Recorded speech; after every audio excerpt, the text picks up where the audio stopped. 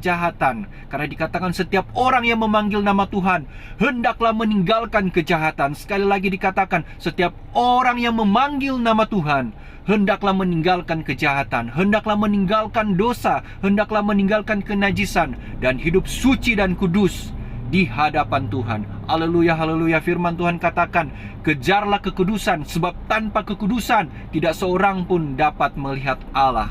Dan ketika kita hidup suci dan kudus, maka kita akan melihat Tuhan melalui mujizat-mujizat yang Dia lakukan dalam kehidupan kita saat ini, melalui perbuatan-perbuatannya yang ajaib, yaitu Tuhan menolong kita, Tuhan membebaskan kita dari setiap persoalan yang kita hadapi, Tuhan memberikan kemenangan atas setiap pergumulan yang sedang dan akan kita hadapi.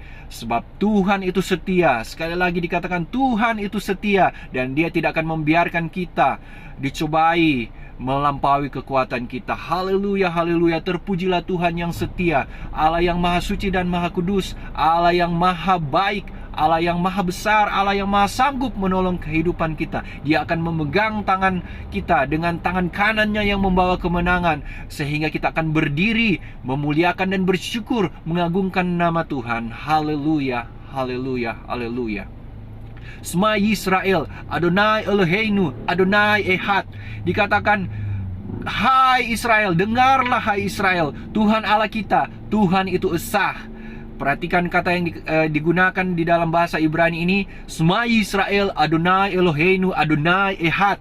Kata yang digunakan untuk Tuhan itu esa, yaitu kata Ehad. Kata ini juga digunakan untuk mendeskripsikan tentang satu tandan anggur. Jadi ada suatu kesatuan dalam satu kejamakan, atau di dalam kejamakan ada satu kesatuan, dan itulah Dia Allah Tritunggal yang diajarkan oleh Yesus Kristus Tuhan kita, di mana Tuhan Yesus berfirman, baptislah mereka dalam nama Bapa dan dalam nama Putra dan dalam nama Roh Kudus. Itulah Allah Tritunggal, Allah Trinitas di dalam kehidupan kita. Jadi kita hidup mengasihi Tuhan Allah Tritunggal, Allah Bapa, Putra, dan Roh Kudus, yang adalah sumber kehidupan kita. Kita harus mengasihi Tuhan Allah kita. Kita adalah Israel rohani yang telah ditebus oleh darah Yesus. Tubuh kita telah ditebus oleh darah Yesus, sehingga kita harus memuliakan Tuhan dengan tubuh kita. Kehidupan kita telah ditebus dengan darah yang mahal, yaitu dengan darah Yesus yang suci dan kudus.